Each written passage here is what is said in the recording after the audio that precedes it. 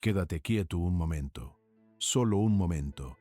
No te pido que cambies nada todavía, no te pido que entiendas nada de golpe, solo te pido que te quedes donde estás, que no huyas hacia el siguiente pensamiento, hacia la siguiente distracción, hacia el siguiente scroll infinito que te promete algo que nunca termina de llegar. Quédate aquí, porque lo que voy a compartir contigo hoy no es información que se procesa con la cabeza. Es algo que se siente primero y se comprende después, y para eso necesitas estar presente. ¿Cuándo fue la última vez que te quedaste solo contigo mismo, sin música de fondo, sin el teléfono cerca, sin una serie esperando, sin nada que llenar el silencio? ¿Cuándo fue la última vez que te permitiste simplemente existir, sin producir, sin entretener, sin escapar? Si tienes que pensar mucho para recordarlo, si la respuesta tarda en llegar, eso ya te dice algo importante, algo que quizás llevas tiempo evitando escuchar. Vivimos en una época que ha convertido el movimiento en virtud. Estar ocupado se ha vuelto sinónimo de estar vivo. Salir, conectar, producir, publicar, responder, moverse. Y en medio de toda esa actividad frenética, hemos perdido algo que Jung consideraba absolutamente esencial para la salud psíquica: el contacto con el interior. No el interior que se muestra en redes sociales, no el interior curado y evitado que presentamos al mundo, el interior real, el oscuro, el confuso, el que tiene preguntas sin respuesta, el que guarda heridas que nunca terminaron de sanar, el que a veces siente cosas que no sabe cómo nombrar. Carl Jung dedicó su vida a estudiar ese interior, y una de las cosas que más me impresiona de su pensamiento, algo que me parece radicalmente contracultural incluso hoy, es que él creía que el camino hacia una vida más plena, más auténtica, más magnética incluso, no pasaba por salir al mundo y conquistarlo. Pasaba por quedarse, por descender, por atreverse a mirar hacia adentro con la misma valentía con la que otros miran hacia afuera. Quedarse en casa en el sentido más profundo de esa expresión no significa encerrarse en cuatro paredes y desconectarse del mundo. Significa algo mucho más radical. Significa volver a ti mismo. Significa dejar de huir de lo que eres. Significa hacer de tu propio interior un lugar al que quieras regresar, un lugar seguro, conocido, habitado. Y eso, en el mundo en que vivimos, es quizás el acto más revolucionario que puedes cometer. Permíteme contarte algo que observé hace algunos años, algo que cambió la manera en que entiendo las relaciones humanas. Conocí a una mujer, la llamaré Valentina, que tenía una vida llena de movimiento, agenda llena, amigos por todas partes, siempre en algún plan, siempre en algún viaje, siempre disponible para los demás. Desde afuera su vida parecía envidiable, pero había algo en sus ojos cuando la conversación se ponía silenciosa, algo que yo aprendí a reconocer con el tiempo, un leve pánico, no el pánico de alguien que tiene miedo de algo concreto, sino el pánico de alguien que tiene miedo de nada, de la ausencia, del espacio vacío, del silencio. Un día, por circunstancias que no vienen al caso, Valentina tuvo que quedarse en casa durante semanas, sin planes, sin compromisos, sin la posibilidad de llenar el tiempo con movimiento. Y al principio fue exactamente lo que ella temía: angustia, irritabilidad, una sensación de que algo estaba mal, de que el tiempo se perdía, de que la vida pasaba sin ella. Pero después de algunos días, algo comenzó a cambiar, no de golpe, no con una epifanía dramática, sino poco a poco, como cuando el agua se filtra entre las piedras. Comenzó a notar cosas, comenzó a escucharse, comenzó a preguntarse cosas que llevaba años esquivando. Y lo que encontró, aunque al principio la asustó, terminó siendo lo más valioso que había descubierto en mucho tiempo. Lo que encontró fue ella misma, no la versión editada, no la versión que funcionaba bien en sociedad, no la versión que sabía qué decir y cómo comportarse, la versión real, con sus contradicciones, con sus miedos, con sus deseos profundos que nunca había tenido tiempo de escuchar. Y desde ese encuentro, su vida comenzó a transformarse de una manera que ningún plan de acción, ningún curso de desarrollo personal, ningún viaje al extranjero había logrado antes. Eso es lo que Jung llamaba el proceso de individuación. Y es de eso de lo que quiero hablarte hoy. La individuación no es un concepto fácil de definir. porque no es algo que se pueda resumir en una fórmula, pero si tuviera que describirlo de la manera más sencilla posible, diría que es el proceso de convertirte en quien realmente eres, no en quien te dijeron que debías ser, no en quien el mundo espera que seas, no en la versión de ti mismo que aprendiste a mostrar para ser aceptado, amado, valorado, sino en quien eres en el nivel más profundo, más auténtico, más esencial. Y lo paradójico, lo que hace que este proceso sea tan incómodo para muchas personas, es que para convertirte en quien realmente eres, primero tienes que encontrarte con todo lo que no eres, con todo lo que has rechazado de ti mismo, con todo lo que has escondido, suprimido, negado, con lo que Jung llamaba la sombra. La sombra, ese concepto que a veces asusta cuando se escucha por primera vez, pero que cuando se comprende bien, se convierte en una de las ideas más liberadoras que existen. La sombra no es el mal, no es lo peor de ti. La sombra es simplemente todo lo que no cabe en la imagen que tienes de ti mismo, todo lo que no encaja con quien crees que eres o con quien se supone que deberías ser. Si creciste en un entorno donde mostrar vulnerabilidad era señal de debilidad, tu sombra probablemente contiene una enorme capacidad de ternura que nunca aprendiste a expresar. Si creciste en un entorno donde el enojo era inaceptable, tu sombra contiene una rabia legítima que nunca tuvo permiso de existir. Si creciste creyendo que tus propios deseos eran egoístas, tu sombra contiene todo un universo de necesidades y anhelos que aprendiste a ignorar. Y aquí está la clave: lo que guardamos en la sombra no desaparece, simplemente opera desde otro lugar, desde el inconsciente, y desde ahí tiene un poder enorme sobre nuestras decisiones, nuestras reacciones. Cuanto más lo ignoramos, más poder tiene. Cuanto más huimos de él, más nos persigue. Por eso quedarse en casa, quedarse con uno mismo, es un acto tan profundamente transformador, porque es en el silencio, en la quietud, en la ausencia de distracción, donde la sombra comienza a asomarse, donde lo que hemos estado evitando comienza a llamar a la puerta, y la pregunta no es si va a llegar, la pregunta es si vamos a abrir. Quiero que imagines algo. Imagina que tu psique es una casa grande, una casa con muchas habitaciones. Algunas están iluminadas, bien decoradas, limpias, son las partes de ti que conoces bien, las que muestras al mundo, las que te enorgullecen. Pero hay otras habitaciones que están cerradas con llave. Quizás las cerraste hace mucho tiempo. Quizás ni recuerdas exactamente cuándo. Quizás alguien te dijo que lo que había ahí dentro era peligroso, o feo o inapropiado, y con el tiempo dejaste de pensar en esas habitaciones. Pero siguen ahí, y de vez en cuando, desde detrás de esas puertas cerradas escuchas algo. Un sonido suave, una vibración, una presencia. Eso es la sombra.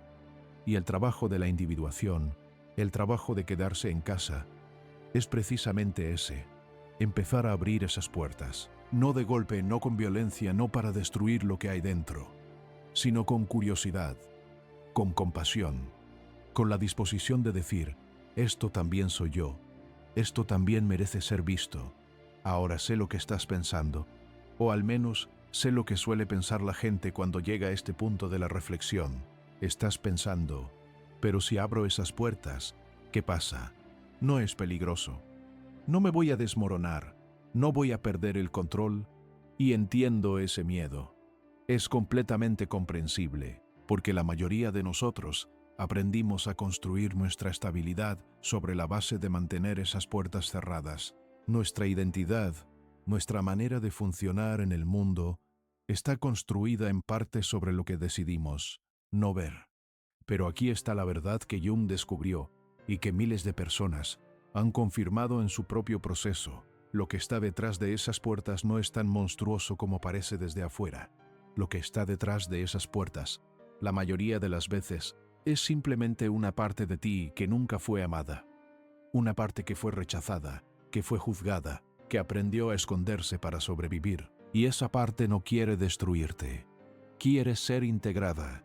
Quiere ser reconocida. Quiere, en el fondo, lo mismo que tú, ser vista y aceptada. Recuerdo una conversación que tuve con un hombre al que llamaré Andrés. Era un hombre exitoso, en el sentido más convencional de la palabra. buen trabajo, familia, respeto social, pero llevaba meses sin poder dormir bien, con una ansiedad difusa que no sabía de dónde venía, con una sensación de que algo faltaba aunque todo parecía estar en su lugar.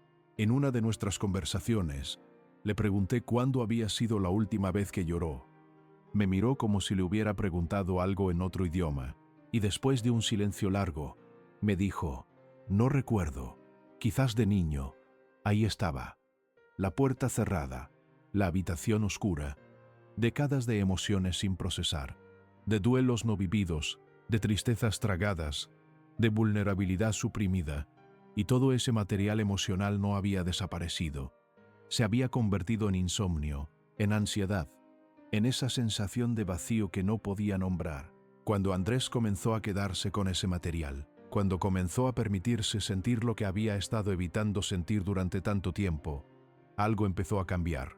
No fue fácil, hubo momentos de confusión, de miedo, de sentirse expuesto, pero también hubo algo más, una sensación de alivio, de autenticidad, como si por primera vez en mucho tiempo estuviera habitando su propio cuerpo de verdad.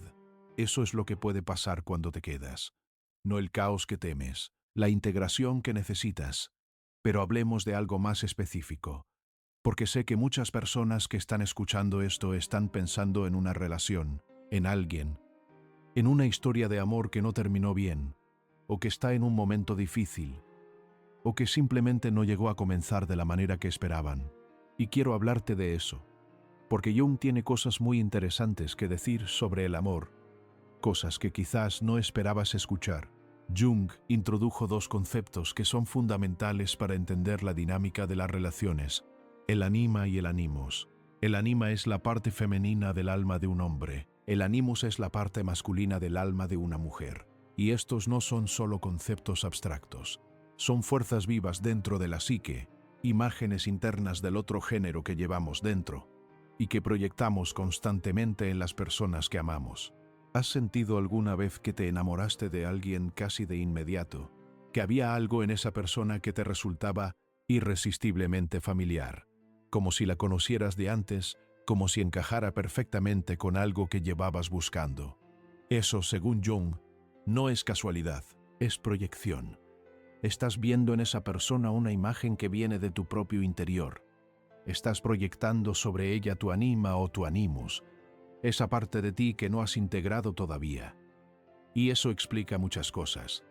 Explica por qué algunas relaciones comienzan con una intensidad casi mágica y terminan con una decepción igualmente intensa. Porque la magia no estaba en la persona, estaba en la proyección. Y cuando la proyección se retira, cuando empezamos a ver a la persona real detrás de la imagen que habíamos puesto sobre ella, a veces lo que encontramos no es lo que esperábamos. No estoy diciendo que el amor sea una ilusión, estoy diciendo que el amor más profundo, el amor más real, el que puede durar y crecer, es el que ocurre cuando dejamos de proyectar y empezamos a ver, cuando nos relacionamos con la persona real, no con la imagen que creamos de ella. Y para poder hacer eso, primero necesitamos conocer nuestras propias proyecciones, necesitamos conocer nuestro propio interior, necesitamos, en otras palabras, quedarnos en casa. Hay una historia que me gusta mucho para ilustrar esto. La llamaré la historia de Sofía y el espejo. Sofía era una mujer brillante, creativa, con una vida interior rica y compleja. Pero en sus relaciones seguía un patrón que la desconcertaba. Se enamoraba de hombres que parecían fuertes, seguros, decididos, hombres que parecían saber exactamente lo que querían. Y siempre, invariablemente, terminaba sintiéndose pequeña junto a ellos, invisible, como si ella fuera el decorado y ellos el protagonista. Cuando Sofía comenzó a trabajar en su propio interior, cuando comenzó a quedarse con ella misma en lugar de buscar constantemente la siguiente relación, descubrió algo fascinante: los atributos que buscaba en los hombres que amaba, la seguridad, la decisión, la claridad, eran exactamente los atributos que ella misma tenía, pero no reconocía en sí misma. Su animus, su parte masculina interna, estaba proyectado hacia afuera porque nunca había sido integrado hacia adentro. Cuando Sofía comenzó a reclamar esas cualidades como propias, cuando comenzó a desarrollar su propia seguridad, su propia capacidad de decidir, su propia claridad sobre lo que quería. Algo extraordinario ocurrió. Dejó de necesitar que esas cualidades vinieran de afuera, y desde ese lugar, sus relaciones comenzaron a cambiar. Ya no buscaba a alguien que la completara. Buscaba a alguien con quien crecer. Y esa diferencia, aunque parezca sutil, lo cambia todo, porque hay una diferencia enorme entre amar desde la plenitud y amar desde el vacío. Amar desde el vacío es buscar en el otro lo que no hemos encontrado en nosotros mismos. Es usar la relación como un mecanismo para sentirnos completos, para llenar algo que falta, para callar una voz interior que nos dice que no somos suficientes. Y ese tipo de amor, aunque puede ser muy intenso, aunque puede sentirse como lo más real que hemos vivido, es fundamentalmente frágil, porque está construido sobre una necesidad, no sobre una elección. Amar desde la plenitud, en cambio, es algo diferente. Es elegir al otro no porque lo necesitas para estar bien, sino porque quieres compartir con él o con ella una vida que ya es buena. Es una elección libre, no una dependencia disfrazada de amor. Y para poder amar así, necesitas primero haber pasado tiempo contigo mismo. Necesitas haber trabajado tu interior. Necesitas haber aprendido a estar bien solo. Y aquí es donde volvemos al tema central de todo esto: quedarse en casa. Quedarse con uno mismo, porque ese tiempo que pasas contigo mismo, ese tiempo que a veces parece improductivo, solitario, incluso doloroso, ese tiempo es precisamente el que te prepara para amar mejor, para relacionarte mejor, para vivir mejor. Déjame hablar un momento sobre el dolor, porque sé que para muchas personas, quedarse en casa, quedarse con uno mismo, significa enfrentarse a un dolor que han estado evitando, una ruptura, una pérdida, una decepción, un duelo que nunca terminó de procesarse. Y ese dolor es real. No lo minimizo. No te voy a decir que simplemente cambies de perspectiva y todo se verá diferente. El dolor es dolor y merece ser respetado. Pero lo que Jung nos enseña, y lo que la experiencia confirma una y otra vez, es que el dolor que evitamos no desaparece, se transforma, se convierte en algo más difuso, más crónico, más difícil de nombrar. Se convierte en esa ansiedad de fondo que no tiene causa aparente, en esa tristeza que aparece en los momentos más inesperados, en esa sensación de que algo no está bien, aunque no sepas exactamente qué. El dolor que evitamos se convierte en sombra, y la sombra, como ya hemos hablado, opera desde el inconsciente y tiene un poder enorme sobre nuestras decisiones y nuestras relaciones. El dolor que atravesamos, en cambio, el dolor que nos permitimos sentir plenamente, que no dramatizamos, pero tampoco evitamos, ese dolor tiene una función, tiene una dirección. Nos lleva a algún lugar, nos transforma, nos enseña algo que de otra manera no podríamos aprender. Jung tenía una frase que me parece extraordinaria: no hay luz sin sombra y no hay totalidad psíquica sin imperfección. Lo que esto significa, en términos prácticos, es que la búsqueda de una vida sin dolor, sin dificultad, sin oscuridad, es una búsqueda que nos aleja de la totalidad, que nos hace menos, no más, que nos convierte en personas más frágiles, no más fuertes. La fortaleza real, la que se siente diferente a la dureza, a la que tiene una calidad cálida y no fría, esa fortaleza no viene de haber evitado el dolor, viene de haberlo atravesado, de haber sobrevivido a las noches más largas, de haber llegado al fondo de algo y haber descubierto que incluso ahí, incluso en lo más oscuro, hay algo en ti que no se rompe. Quiero hablarte ahora de algo que quizás no esperabas escuchar en este contexto: el magnetismo personal, porque hay una conexión profunda que pocas personas comprenden entre el trabajo interior y la manera en que nos perciben los demás, entre el proceso de individuación y lo que comúnmente llamamos presencia, carisma, atracción. ¿Has conocido alguna vez a alguien que no sea necesariamente el más guapo, ni el más exitoso, ni el que más habla, pero que tiene algo que te atrae de una manera que no puedes explicar del todo? Algo en su manera de estar, en su manera de mirarte, en su manera de ocupar el espacio. Algo que hace que quieras seguir hablando con esa persona, que quieras estar cerca de ella. Eso es lo que yo llamo presencia real. Y tiene muy poco que ver con la apariencia externa, y mucho que ver con el trabajo interior. Las personas que han hecho el trabajo de quedarse consigo mismas, de integrar su sombra, de conocer sus propias profundidades, tienen una cualidad que es difícil de describir, pero fácil de sentir. Una especie de densidad, de consistencia, como si fueran sólidas de una manera que va más allá de lo físico, como si cuando hablan, lo que dicen viniera de un lugar real, no de un lugar construido para impresionar.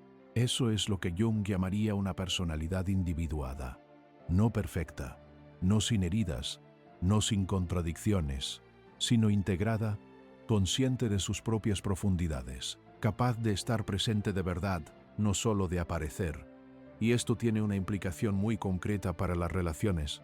Las personas que han hecho ese trabajo interior no solo son más magnéticas para los demás, también son capaces de relaciones más profundas, más auténticas, más satisfactorias, porque cuando te conoces a ti mismo, cuando has integrado tu sombra, cuando no estás proyectando constantemente tus partes no integradas sobre los demás, puedes ver a las personas como realmente son. Y eso, la capacidad de ver al otro de verdad, es quizás el regalo más grande que puedes dar en una relación. Pero volvamos a la pregunta práctica. ¿Cómo se hace esto? ¿Cómo es quedarse en casa en el sentido que estamos hablando? ¿Cómo se trabaja con la sombra? ¿Cómo se comienza el proceso de individuación? No voy a darte un manual de 10 pasos, porque ese no es el espíritu de lo que estamos hablando, pero sí quiero ofrecerte algunas puertas de entrada, algunas formas concretas de comenzar a habitar tu propio interior de una manera más consciente. La primera puerta es el silencio, no el silencio como castigo ni como vacío, sino el silencio como espacio de escucha. Cada día, aunque sea durante unos minutos, siéntate en silencio sin hacer nada, sin meditar con un objetivo concreto, sin intentar relajarte, sin intentar alcanzar ningún estado especial, solo estar y nota lo que emerge. Los pensamientos que aparecen, las emociones que surgen, las imágenes que flotan. No los juzgues, no los analices todavía, solo obsérvalos. Ese material, eso que emerge en el silencio, es información valiosa sobre tu interior. La segunda puerta es la escritura. Jung era un gran creyente en el valor de escribir sobre la propia experiencia interior. No para publicar, no para que nadie lo lea, sino para ti mismo. Escribe lo que sientes, lo que temes, lo que deseas, lo que te confunde. Escribe sobre las personas que te irritan, porque la irritación, según Jung, es frecuentemente una señal de proyección de sombra. Las personas que más nos irritan a menudo están mostrando algo que nosotros también tenemos, pero no reconocemos en nosotros mismos.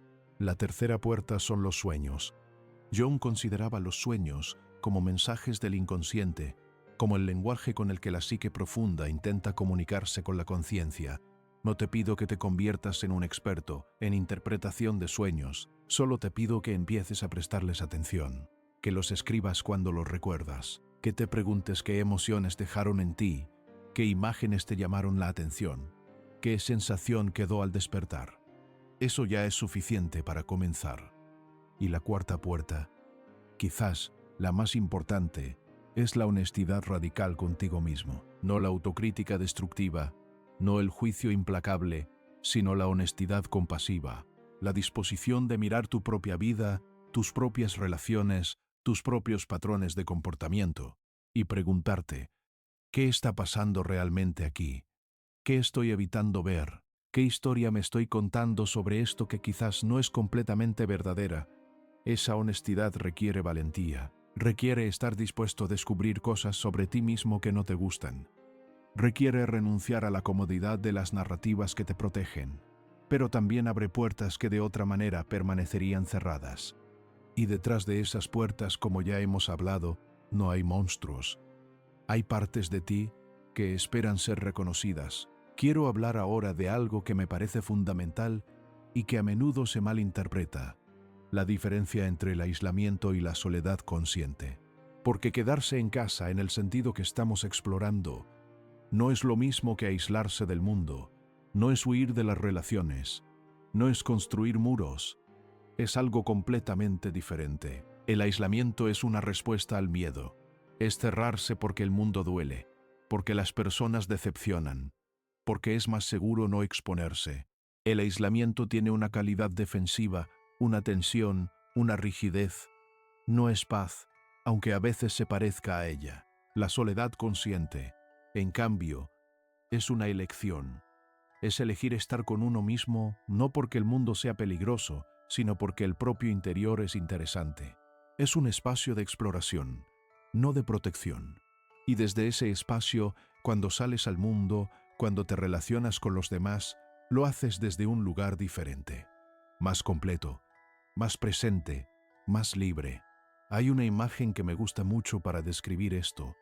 Imagina un árbol que crece hacia arriba, hacia la luz, hacia el mundo, pero también crece hacia abajo, hacia la tierra, hacia las profundidades, y cuanto más profundas son sus raíces, cuanto más sólida es su conexión con lo que está debajo, más alto puede crecer sin caerse, más puede resistir el viento, la tormenta, los cambios de estación. Tú eres ese árbol, tu vida exterior, tus relaciones, tu trabajo, tu presencia en el mundo.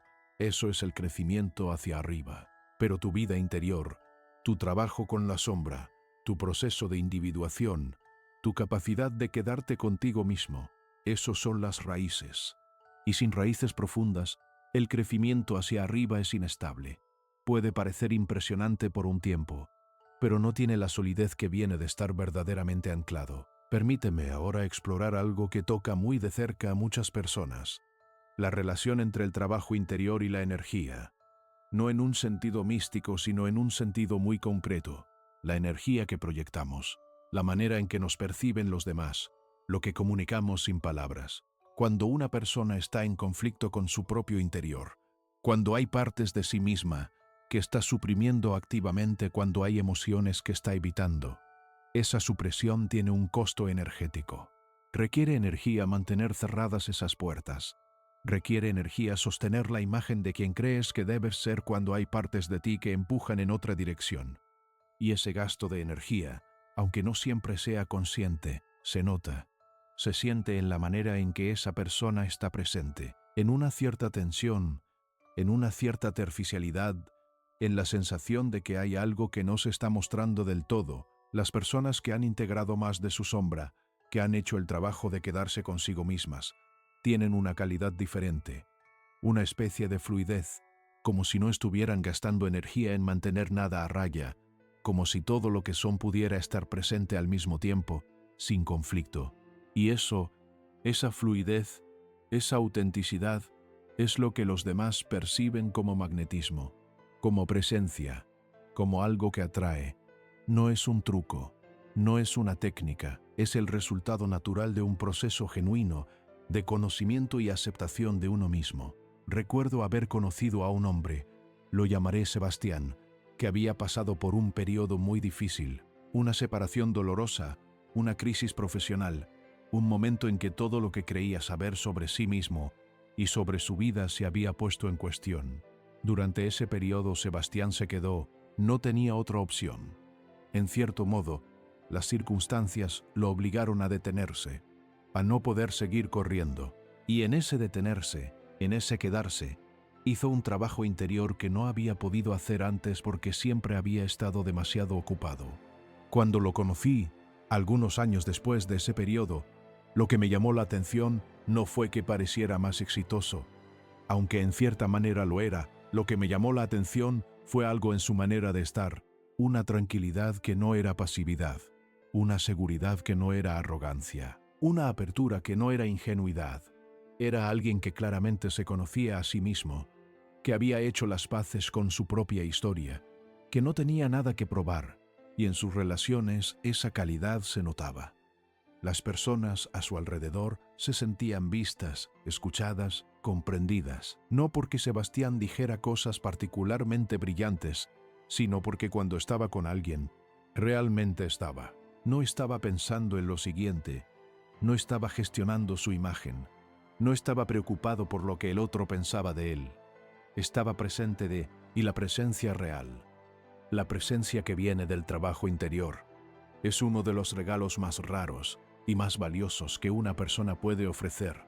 Eso es lo que puede ocurrir cuando te quedas en casa, no en el sentido de encerrarte y desconectarte. sino en el sentido de volver a ti mismo, de conocerte, de integrarte, de convertirte en alguien que puede estar presente de verdad. Quiero ahora explorar un tema que creo que es especialmente relevante para muchas personas: el amor propio, esa expresión que se usa tanto que a veces ha perdido su peso real.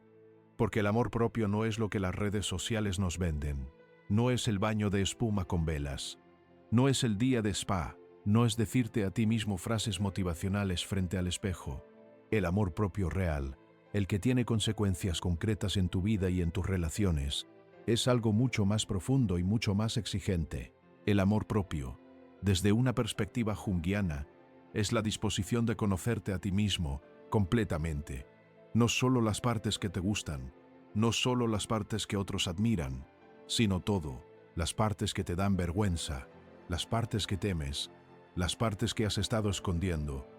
Amarte a ti mismo significa mirar todo eso y decir: esto también soy yo, y esto también merece existir. No significa que todo lo que eres sea perfecto, no significa que no haya cosas que quieras cambiar, que quieras desarrollar, que quieras transformar. Significa que el punto de partida es la aceptación, no el rechazo. Significa que el cambio que buscas viene del amor, no del miedo. Viene de querer ser más tú mismo, no de querer escapar de lo que eres, y esa distinción es fundamental. Porque hay dos tipos de trabajo personal que parecen iguales desde afuera, pero son completamente diferentes por dentro. Uno es el trabajo que hacemos desde el rechazo. Quiero cambiar porque no me soporto, porque soy insuficiente, porque necesito ser diferente para ser amado. Ese trabajo puede producir cambios superficiales, pero no transforma en profundidad, porque está construido sobre la misma herida que intenta curar. El otro es el trabajo que hacemos desde la aceptación. Quiero crecer porque me valoro, porque sé que tengo más potencial del que estoy expresando, porque quiero vivir una vida que sea verdaderamente mía. Ese trabajo transforma de verdad, porque está construido sobre una base sólida, la relación contigo mismo.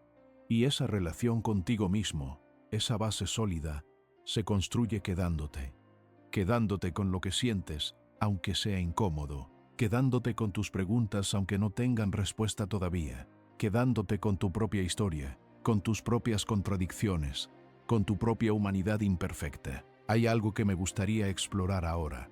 Algo que creo que es un punto de confusión frecuente: la diferencia entre trabajar en uno mismo y perderse en uno mismo. Porque el trabajo interior, el proceso de individuación, no es un proceso narcisista, no es una invitación a volverse obsesivamente ensimismado, a convertir el propio ombligo en el centro del universo, a usar la psicología como excusa para no relacionarse con el mundo.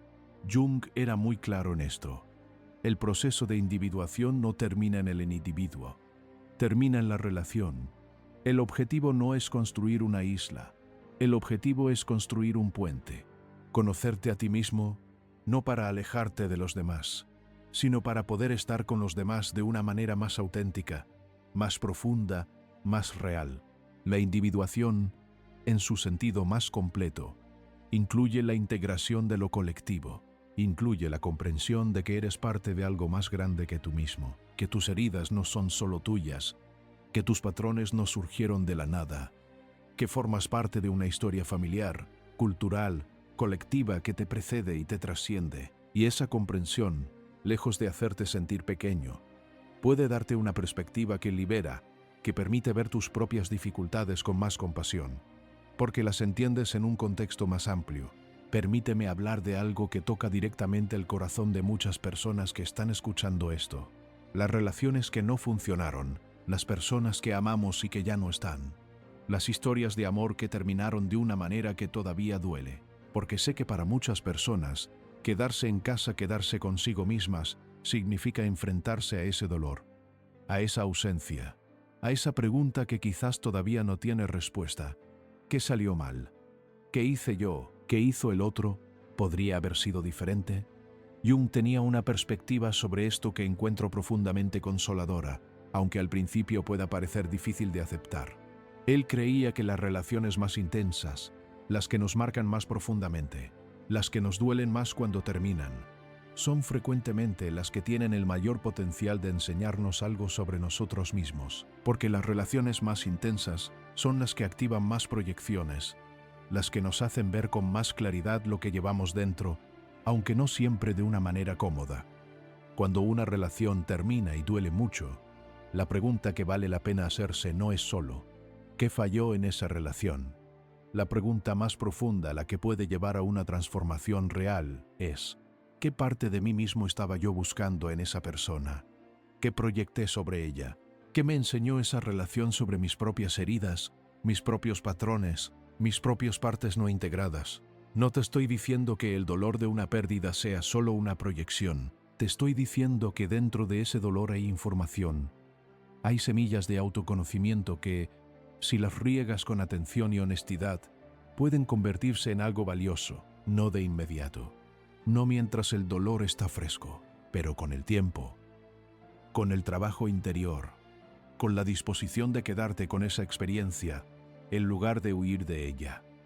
He visto esto ocurrir muchas veces, personas que después de una ruptura devastadora, después de un periodo de dolor genuino y trabajo interior, emergen con una comprensión de sí mismas que no tenían antes, con una claridad sobre lo que realmente quieren y necesitan en una relación, con una capacidad de amor más madura, más consciente, más libre de las distorsiones que el dolor no procesado crea. No es que el dolor sea bueno, es que el dolor atravesado, el dolor que no evitamos sino que habitamos con conciencia, tiene el poder de transformarnos. Y esa transformación, ese crecimiento que ocurre en los momentos más difíciles, es uno de los aspectos más misteriosos y más hermosos de la psique humana. Quiero hablar ahora de algo que me parece crucial y que está muy relacionado con todo lo que hemos estado explorando. La autenticidad. No la autenticidad como concepto de moda, no la autenticidad que se exhibe en las redes sociales, sino la autenticidad real. La que cuesta, la que implica renunciar a la aprobación de algunos para ser fiel a uno mismo, la que a veces significa decepcionar a gente que queremos porque lo que necesitamos y lo que ellos esperan no coincide. Jung tenía un concepto para describir la máscara social que todos usamos, la persona.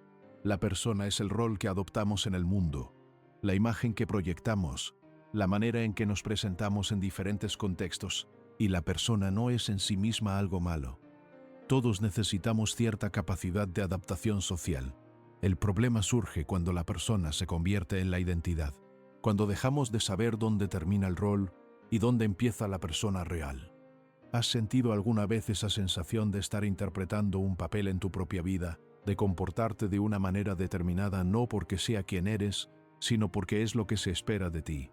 De decir lo que crees que la gente quiere escuchar en lugar de lo que realmente piensas. Si esa sensación te resulta familiar, estás experimentando la tensión entre la persona y el sí mismo, entre la máscara y el rostro real.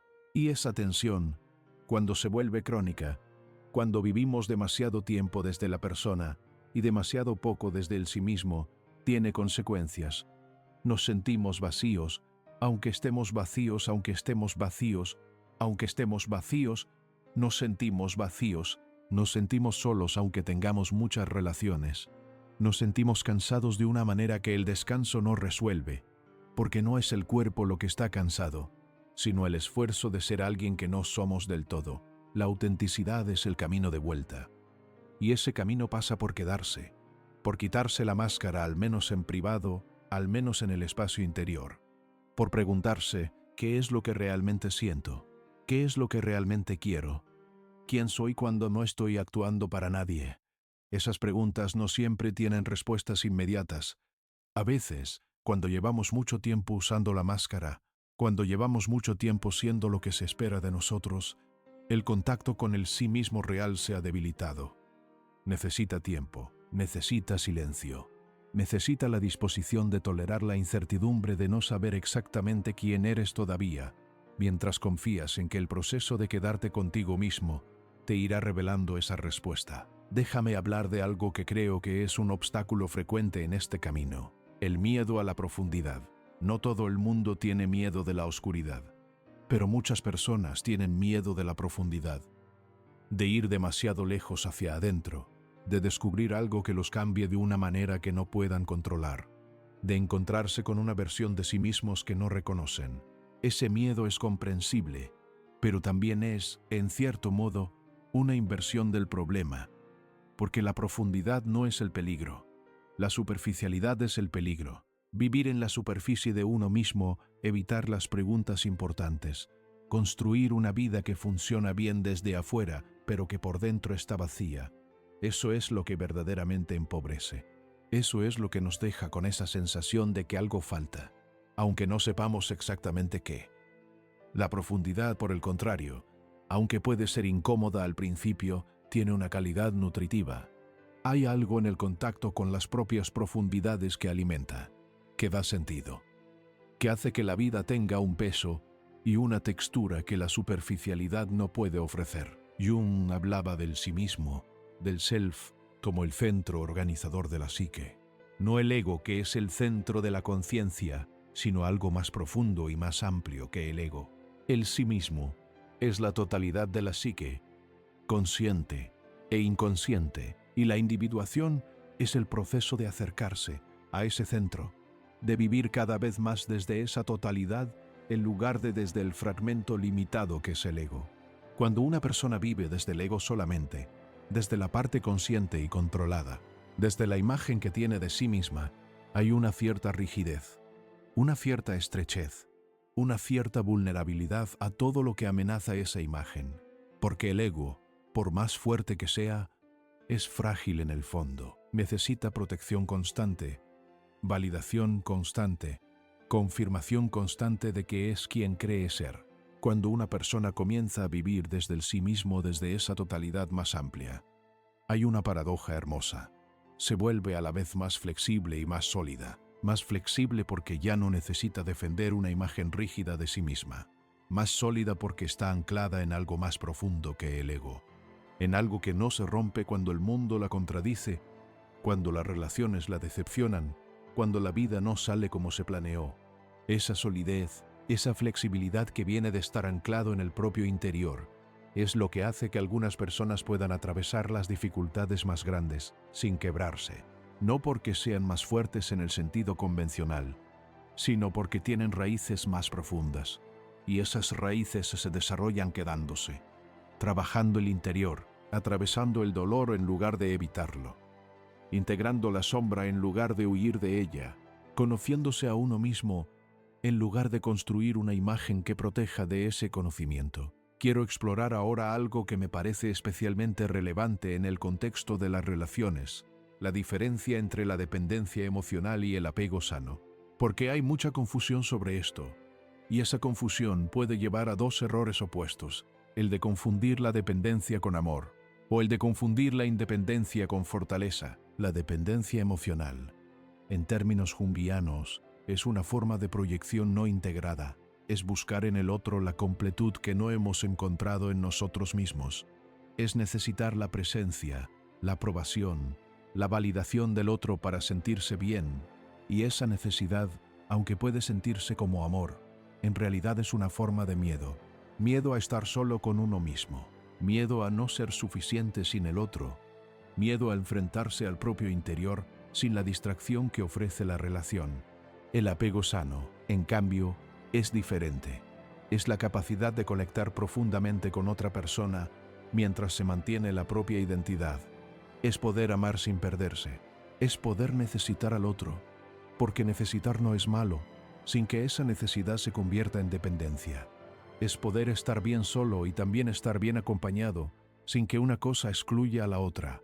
Y la clave para desarrollar ese apego sano, esa capacidad de amar sin perder el centro, es precisamente el trabajo interior que hemos estado describiendo, porque cuando te conoces a ti mismo, cuando has integrado las partes que antes proyectabas sobre los demás, cuando has aprendido a estar bien en tu propio interior, la relación con el otro cambia de naturaleza. Ya no es una necesidad disfrazada de amor, es una elección libre, una celebración del otro, un encuentro entre dos personas que se eligen, porque quieren, no porque se necesitan para sobrevivir. Hay una imagen que me parece muy poderosa para describir esto. Imagina dos personas que se relacionan desde la dependencia. Es como dos personas que se apoyan mutuamente para no caerse. Si una se mueve, la otra tambalea. Si una cierta intimidad en eso. Sí, Pero también hay una cierta intimidad en eso, sí. Pero también hay una presión implícita. No te muevas, no cambies, no crezcas demasiado, porque si lo haces, yo me caigo. Ahora imagina dos personas que se relacionan desde el apego sano. Es como dos árboles que crecen uno al lado del otro. Cada uno tiene sus propias raíces, su propia estabilidad, pero sus ramas se entrelazan, comparten sombra, comparten espacio, se nutren mutuamente de alguna manera que no podríamos describir del todo. Pero si uno de los dos necesita crecer en una dirección diferente, el otro no cae, puede adaptarse, puede incluso celebrar ese crecimiento. Esa segunda imagen es el amor consciente, y ese amor, aunque es más raro y más difícil de alcanzar que la dependencia emocional, es también infinitamente más nutritivo, más duradero, más libre. Para llegar a ese lugar, necesitas haber pasado tiempo contigo mismo. Necesitas haber trabajado tus propias raíces. Necesitas haber aprendido a estar bien en tu propio interior. Necesitas, en otras palabras, haberte quedado en casa. Quiero hablar ahora de algo que a menudo se pasa por alto en las conversaciones sobre desarrollo personal. El papel del cuerpo, porque el trabajo interior no es solo un trabajo mental. No es solo pensar más o diferente. Es también un trabajo que pasa por el cuerpo, por las sensaciones físicas, por la manera en que habitamos nuestra propia corporalidad. Jung, aunque trabajaba principalmente con la psique, era muy consciente de la conexión entre el cuerpo y el inconsciente. Las emociones no son solo pensamientos, son también sensaciones físicas. La ansiedad se siente en el pecho, en el estómago, en la tensión muscular. La tristeza se siente en el peso del cuerpo, en la lentitud de los movimientos. La alegría se siente en la ligereza, en la expansión, en la energía que sube. Cuando evitamos las emociones, cuando las suprimimos, esa supresión también se guarda en el cuerpo, en tensiones crónicas, en patrones de respiración restringida, en una manera de moverse que refleja la manera de relacionarse con el propio interior. Y parte del trabajo de quedarse consigo mismo es también aprender a escuchar el cuerpo, a notar lo que siente, a no ignorar las señales que da. Quedarse en casa en este sentido también significa volver al cuerpo, salir de la cabeza, donde muchos de nosotros vivimos la mayor parte del tiempo, y bajar a la experiencia física, notar la respiración, notar las sensaciones, notar dónde hay tensión, dónde hay apertura, dónde hay algo que pide atención. Esa conexión con el cuerpo, esa capacidad de habitar la propia experiencia física, es también una forma de presencia. Y la presencia, como ya hemos hablado, es lo que hace que las personas sean magnéticas, que las relaciones sean profundas, que la vida tenga una textura real. Permíteme ahora hacer una pausa y preguntarte algo directamente. ¿Cómo estás tú con el silencio? No el silencio como ausencia de ruido externo, sino el silencio interior. Ese espacio entre un pensamiento y otro. Ese momento en que la mente podría descansar, pero en cambio salta al siguiente pensamiento, al siguiente plan, al siguiente preocupación. ¿Puedes estar ahí? ¿Puedes tolerar ese espacio sin llenarlo inmediatamente?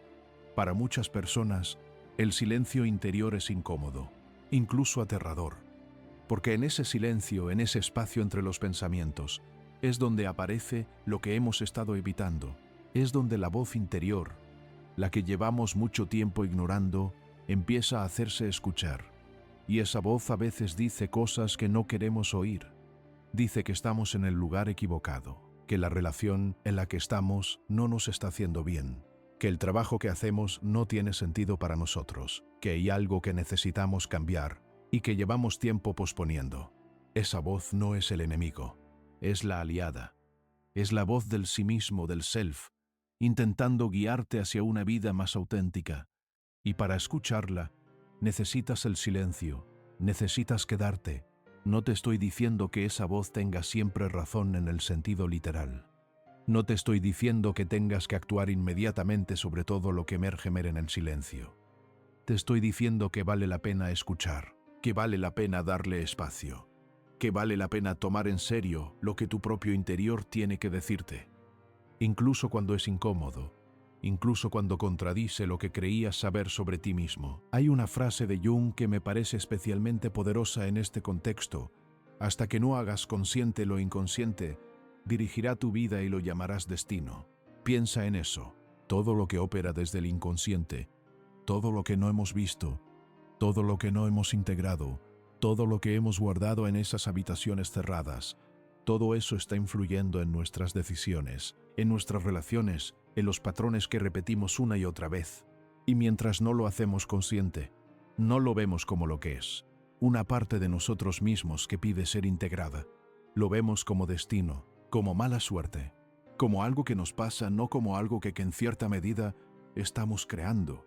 Eso no es una acusación, es una invitación a recuperar la autoría de tu propia historia, a dejar de ser el personaje que reacciona y convertirte en alguien que con mayor conciencia elige, no perfectamente, no siempre, pero con más libertad, con más intención, con más conocimiento de lo que está en juego.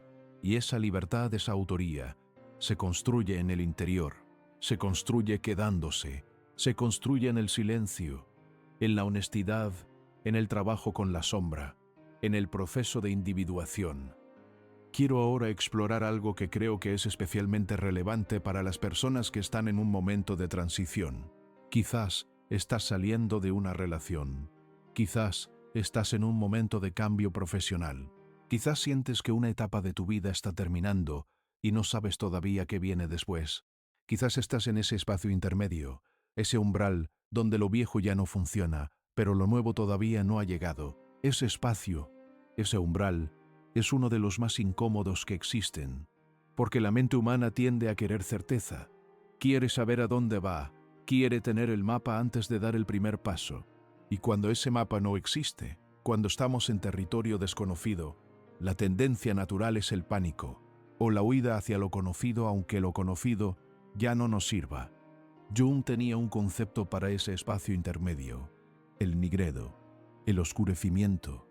Es una imagen tomada de la alquimia, que Jung usaba como metáfora del proceso psicológico.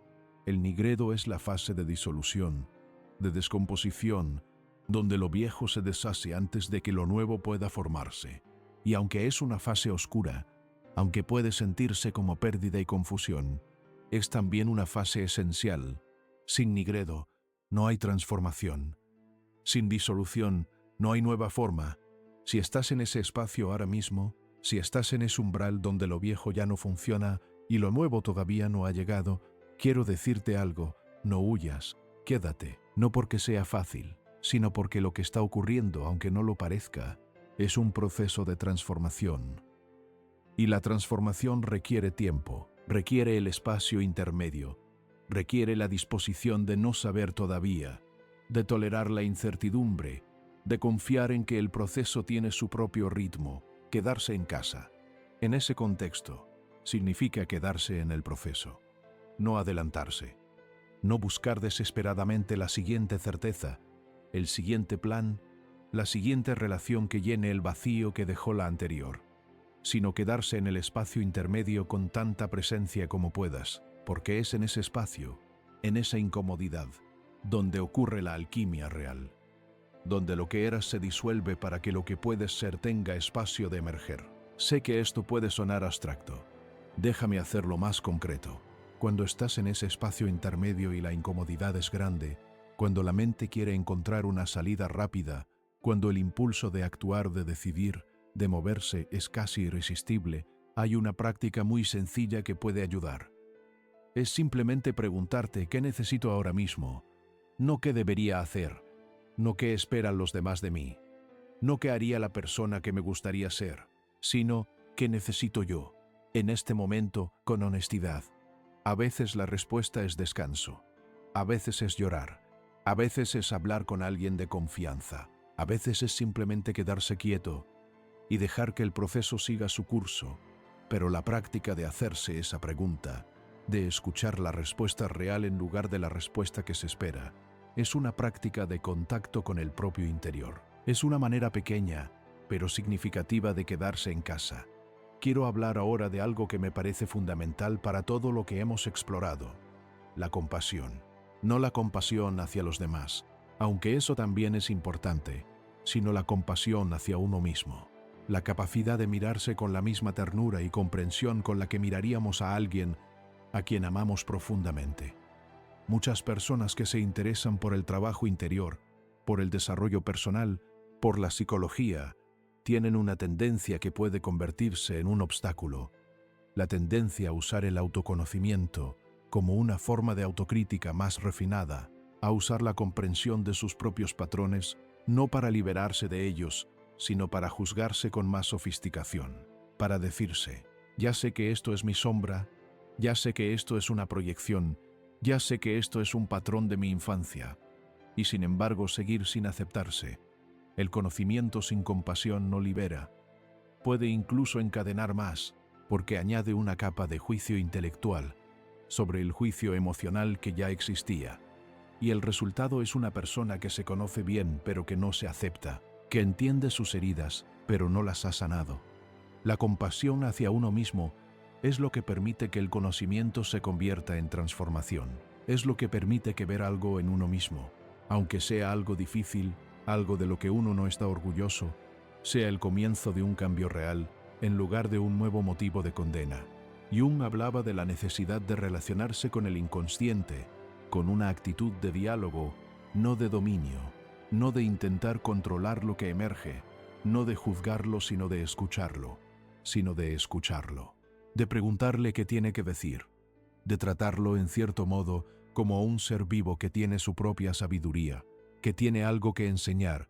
Esa actitud de diálogo, de escucha, de apertura, es fundamentalmente una actitud compasiva. Y cuando la aplicamos a nuestro propio interior, cuando nos relacionamos con nuestras propias profundidades con esa calidad de atención, algo cambia, no de golpe, no dramáticamente, pero con el tiempo, la relación con uno mismo se vuelve más amable, más fluida, más nutritiva. Y desde esa relación más amable con uno mismo, la relación con los demás también cambia. Hay algo que quiero decirte antes de llegar al final de esta conversación. Algo que creo que es importante y que a veces se pierde en las conversaciones sobre desarrollo personal.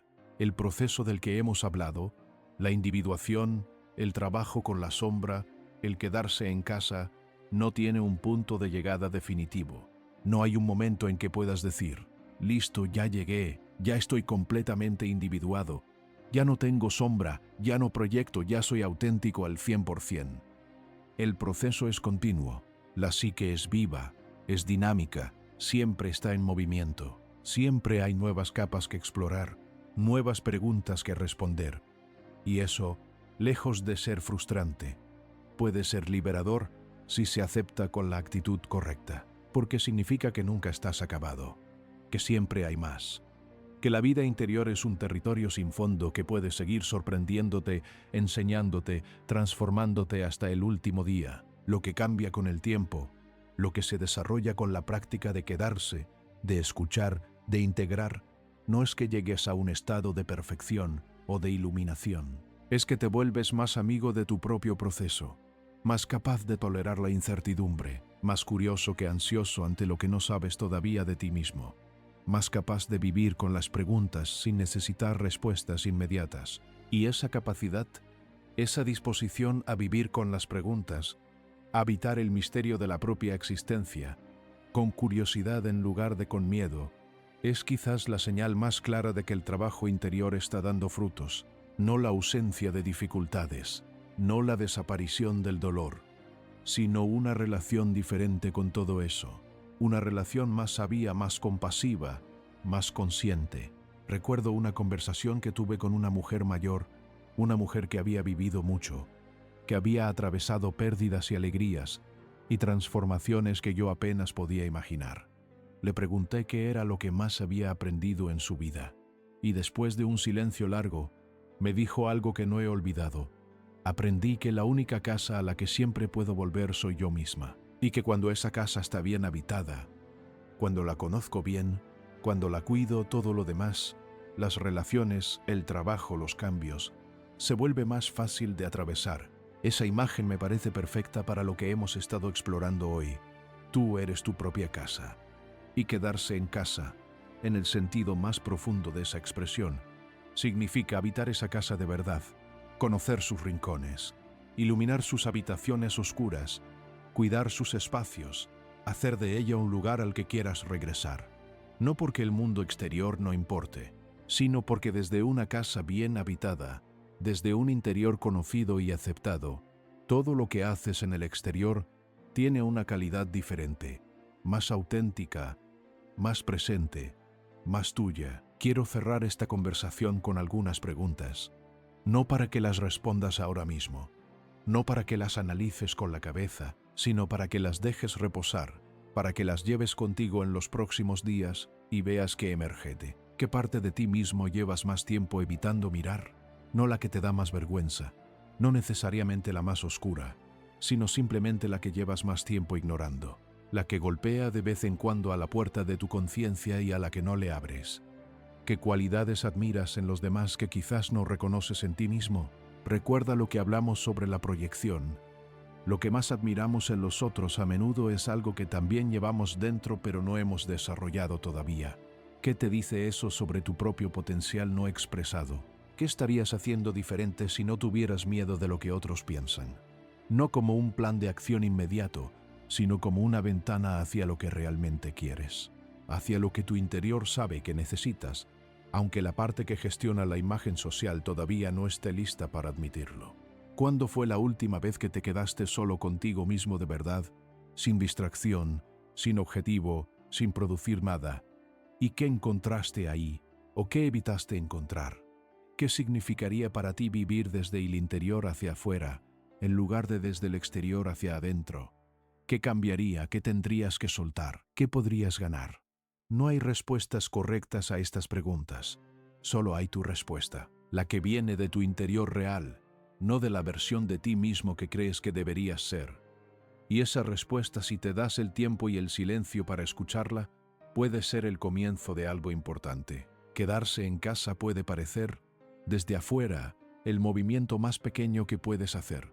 Puede parecer inacción, puede parecer que no estás avanzando, pero si entiendes lo que significa realmente, si entiendes que quedarse en casa significa volver a ti mismo, conocerte, integrarte, habitarte de verdad, entonces sabes que es en realidad el movimiento más grande que puedes hacer, el más valiente, el más transformador. Porque todo lo que quieres, todo lo que buscas en las relaciones, en el trabajo, en la vida, todo eso empieza aquí, empieza en el interior, empieza en el silencio, empieza en la disposición de quedarte cuando todo en ti quiere huir. Y si te quedas, si tienes esa valentía, si abres esas puertas con cuidado y curiosidad, lo que encontrarás no será lo que temes, será lo que eres. Y lo que eres, en su totalidad, con sus luces y sus sombras, con sus heridas y su potencial, con su historia y su futuro todavía no escrito, es mucho más de lo que imaginas. Quédate, escucha, confía en el proceso. La casa siempre estuvo ahí esperándote.